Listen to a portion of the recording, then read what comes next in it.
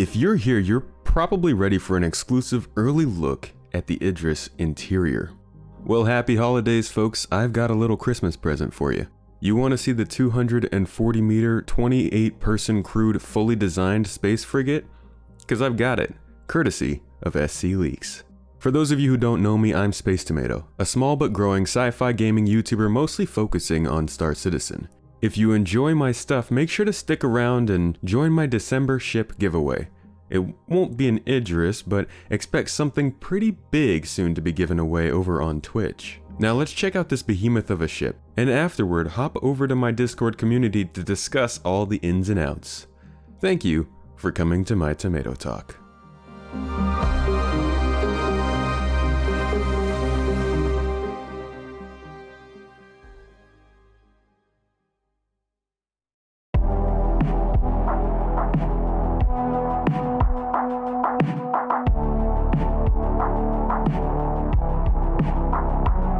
Given the nature and size of this ship, this is going to be a different type of ship review than this channel normally produces. This will be more a tour of the ship as it was earlier in the year.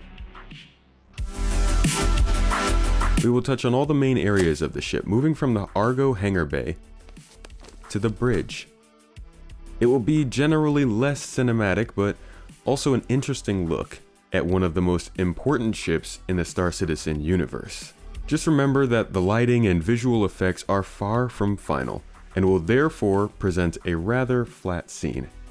Everything you are about to see is a work in progress. That being said, let's start at the Argo Hangar, the standalone area where every ship will have a space for an Argo transport ship for personnel and cargo transport. This space is connected by two catwalk-like hallways which can be accessed from the sides of the ship. These side areas can mostly go without mention, but do provide some nice views.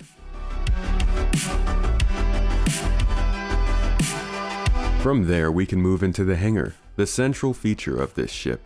The Idris is the primary carrier-focused ship in the human space fleet, and is meant to transport 2 to 3 small to medium fighters into the battlefield when needed. You can see that the ship definitely fits the carrier role. The space is massive, able to fit 3 Gladius in an official capacity, or many more ships if you're willing to risk it. It's a beautifully constructed room with amazing detail for the size. As for the color, well, the hangar is teeming with orange, and while I haven't quite figured out some of the coloring scheme, there is a rhyme and reason to it, as you will see with other accent colors around the ship such as red, which seems to refer to anything related to the outside of the ship. Being such a central focus of this ship, we will come across the hangar a couple more times during this tour. And don't forget, you could see plenty of this hangar by watching the Vertical Slice video from 2 years ago. Now, this hangar also features multiple ingress points, including these elevators on the side which take you up to the main deck. Of course, these elevators are also incredibly detailed. These lifts, being connected to the hangar bay, are also connected directly to the cargo deck above, the largest mid-deck room on the ship. But before we head up top, let's look at the deck above the hangar for now. A sort of in-between deck featuring 2 different rooms. A spacious control room with an unimpeded view of the entire landing area below, and on the opposite side, a pilot ready room which will be used as a staging area for pilots to meet up before deployment. These 2 rooms will sit outside of the hangar area, which remains the most hustling and bustling area on this ship. This pilot ready room was featured in the Vertical Slice as well from a couple years ago.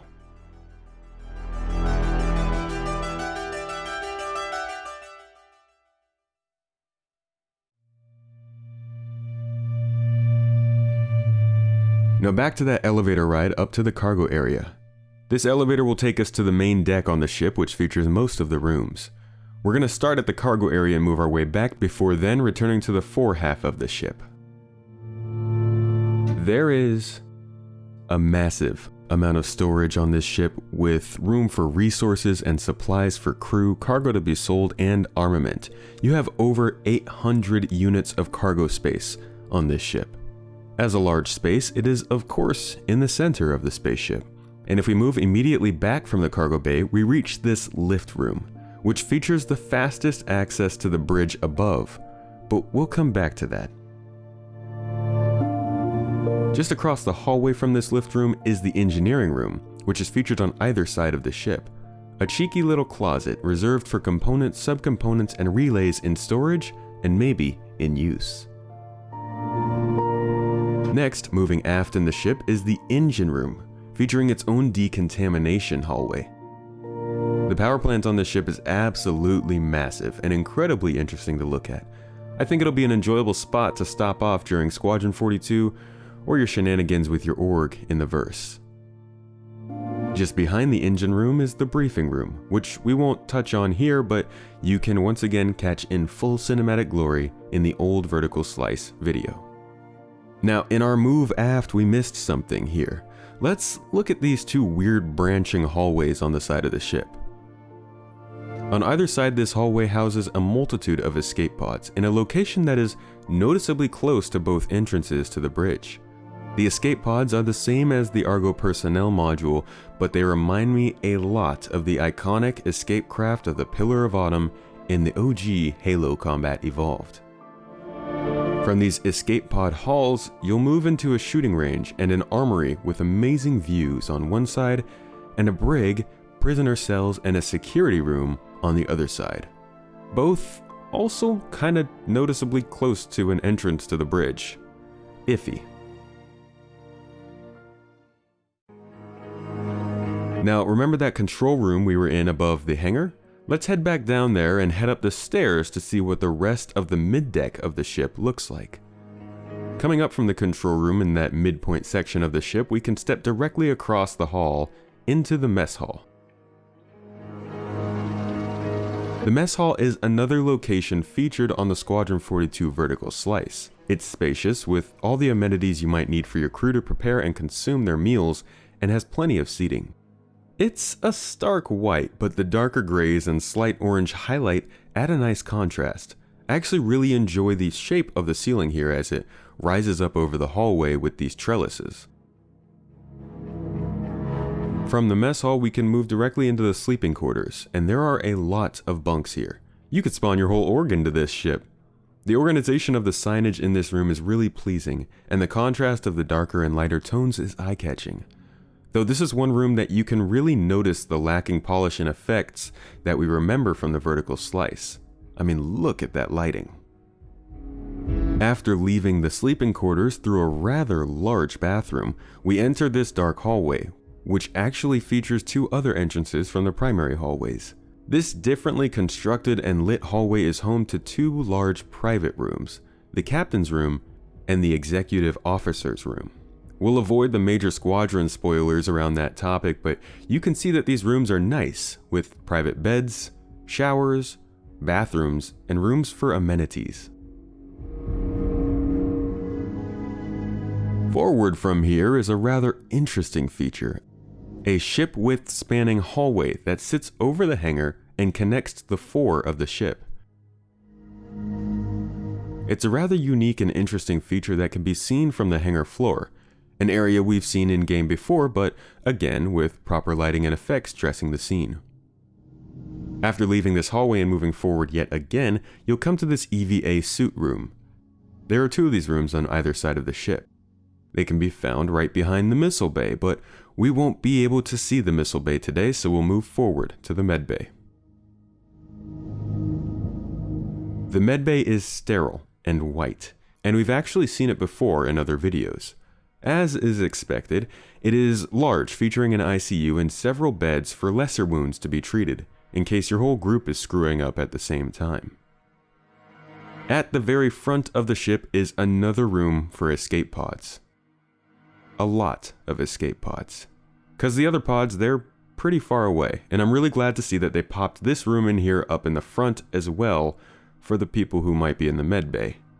And then of course there is the turret at the front of the room for defense of the front of the ship.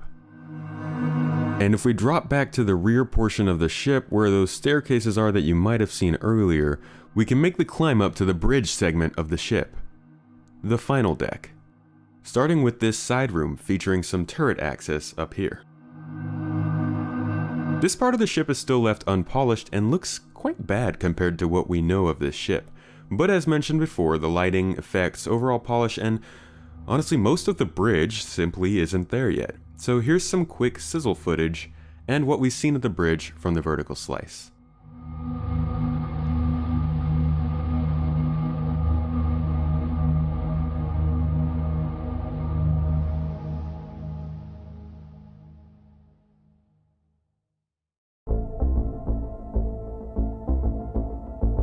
With the bridge wrapped up, that is the overall tour of this massive ship. The ship itself, though, despite the lack of overall polish and visuals, looks really good. The design fits with Aegis. Circular hallways, padded walls, dulled tones. It also features these alarming flashes of color that fit so well with their function and the ship's overall function. The ship is 240 meters in length of real, explorable, functional, and tangible space for anywhere from 8 to 28 players to make use of, officially speaking.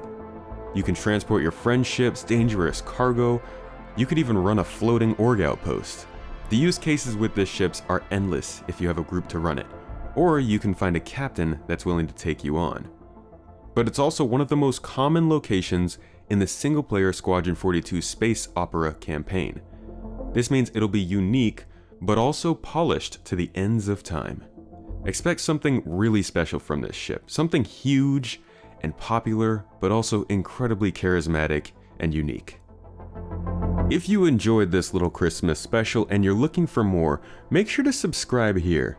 And if you'd like to support me, you can become a member on Patreon, those of which got this video earlier than everyone else. You'll also get exclusive cinematic videos and other perks for as little as $1 a month. You can also support me over on Twitch, where we can talk, play together, and chill. And you can take part in my near weekly ship giveaways over there.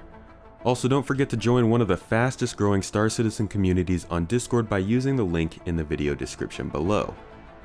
Hope you guys enjoyed this one big time, and a happy holidays. I'll catch you in the next one.